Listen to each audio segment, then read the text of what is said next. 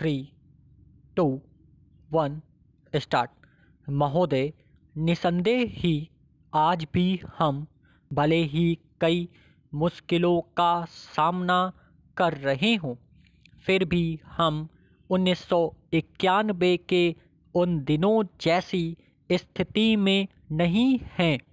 एक राष्ट्र के रूप में हमने काफ़ी भरपाई कर ली है और हम आगे बढ़ने के लिए तैयार हैं।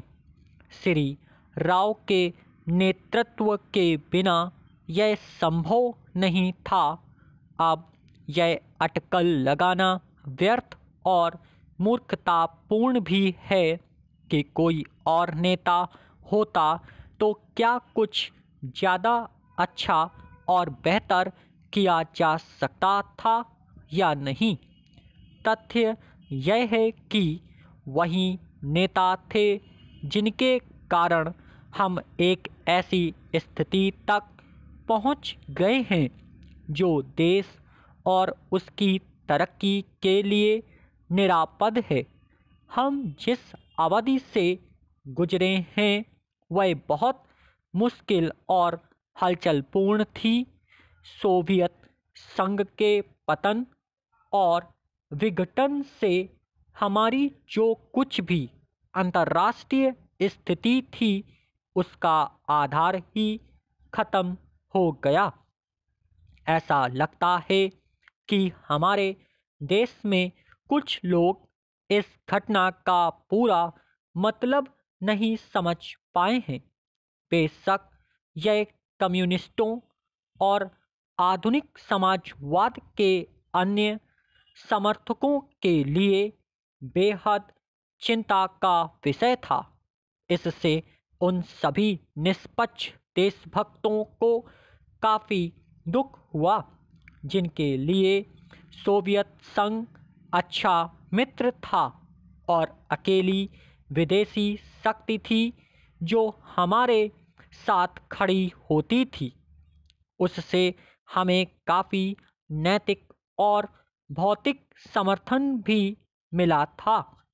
हमारे देश में सोवियत संघ के तमाम मित्रों में भी सभी लोग यह नहीं समझ पा रहे हैं कि आर्थिक, वैज्ञानिक और प्रौद्योगिकी के हिसाब से इसका क्या मतलब था और है।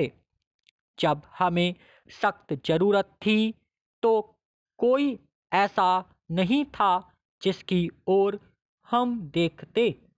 घबराने और अपने देश को दिवालिया राष्ट्र घोषित करने के बजाय प्रधानमंत्री ने मुश्किलों का डटकर मुकाबला किया। हमें इस संकट से निकालने की व्यवस्था की और साहस के साथ देश को एक नया आर्थिक रास्ते पर अग्रसर किया।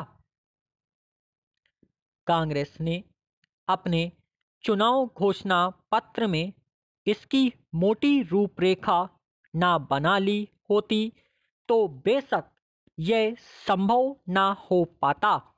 इस घोषणा पत्र में मुख्य निर्माता स्वयं राजीव गांधी थे और इसे तैयार करने में श्री राव उनके मुख्य सहायक थे।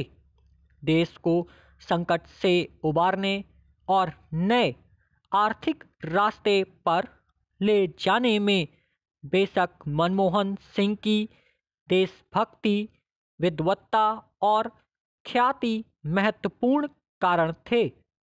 नई आर्थिक नीति जनता के हित में नहीं है। इस काल्पनिक तथ्य को लेकर काफ़ी हंगामा मचाया जा रहा है।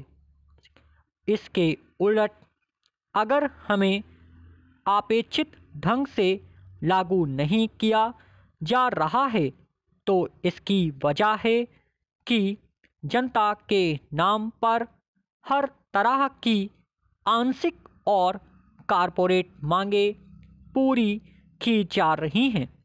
प्रधानमंत्री ने दो महत्वपूर्ण तरीकों से नई आर्थिक नीतियां बनाने में अपना योगदान दिया है।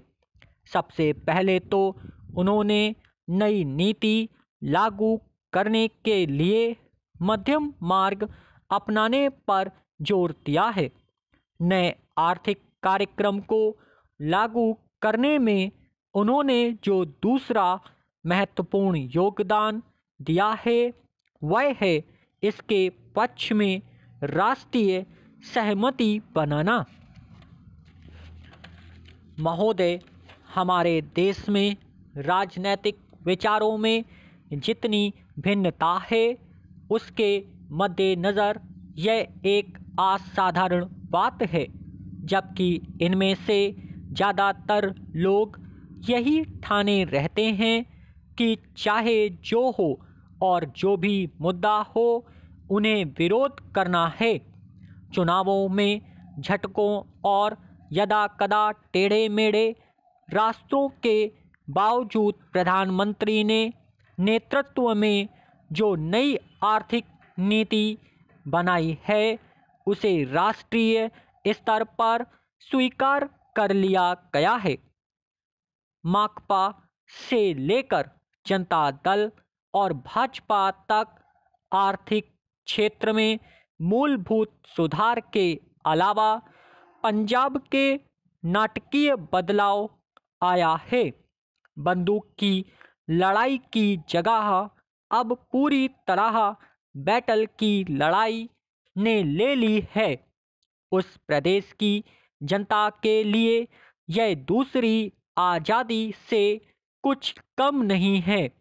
असम और उत्तर पूर्व के कई हिस्सों में भी ऐसे बदलाव आए हैं, हालांकि वे पंजाब जैसे नहीं हैं। ऐसे समझना कि आतंकवाद का खतरा टल गया है बेशक गलत होगा, पर जो सफलताएं हमने पाई हैं उन्हें स्वीकार न करना कम गलत नहीं होगा। पंचायत और स्थानीय निकायों के चुनाव कराने को भी साधारण काम नहीं समझा जाना चाहिए। इस कदम में महात्मा गांधी के सपने और दिवंगत राजीव गांधी की लोकतंत्र के लिए प्रतिबद्धता फलीभूत हुई है। यह संविधान की अपेक्षाओं के अनुरूप लोकतांत्रिक क्रांति को आगे बढ़ाने का प्रतीक है। इससे हमारे राष्ट्र का लोकतांत्रिक आधार मजबूत हुआ है। हिंदुत्व के घटते उन्माद का ध्यान रखना भी उतना ही महत्वपूर्ण है। भाजपा और शिवसेना को चुनावी सफलता भले ही मिल गई हो, पर राष्ट्रीय स्वयंसेवक संघ का नेतृत्व भी मानता है कि उसका मुख्य कारण कुछ राज्यों में भ्रष्टाचार, बढ़ती कीमतों, बेरोजगारी आदि जैसी सामान्य समस्याओं से निपटने में कांग्रेस सरकार की नाकामी थी, न कि सांप्रदायिक भावनाएं। हिंदू सांप्रदायिकतावाद में स्पष्ट कमी आना बहुत बड़ी राष्ट्रीय उपलब्धि है। इन सबसे महत्वपूर्ण है सार्वभौमिक मामलों में भारतीय व्यक्तित्व का फिर से उभरना। इसके आयाम हमारे विदेश संबंधों में आर्थिक अंश की वृद्धि से कहीं अधिक है। चीन से संबंध लगातार सामान्य होते जा रहे हैं। भारत ईरान संबंध फिर कायम हो गए हैं। इसी तरह दक्षिण अफ्रीका के साथ परस्पर लाभ के सहयोग की नई संभावनाएं बनी हैं। अमेरिका और अन्य विकसित पूंजीवादी देशों से सहयोग बढ़ाने की दिशा में समुचित ध्यान दिए जाने के बावजूद भी मसले पर हम नहीं झुके हैं। समर्पण की बात तो दूर है, इसमें आर्थिक संबंधों के महत्वपूर्ण स्वरूपों के अलावा रक्षा का क्षेत्र भी शामिल है। इसका सबसे ताज़ा उदाहरण है परमाणु अप्रसार संधि के मामले में हमारा अपनी नीति पर कायम रहना, जबकि इसके लिए हम पर कई दिशाओं से भारी दबाव डाला गया। गुटनिरपेक्ष आंदोलन को नई नीति देने के प्रयास भी चल रहे हैं। इन सब उपलब्धियों को मिलाकर एक वाक्य यह है कि प्रधानमंत्री ने सबसे बड़ा काम यह किया कि हमारे देश में शासन पुनः स्थापित कर दिया और लोकतंत्र को सुदृढ़ बनाया।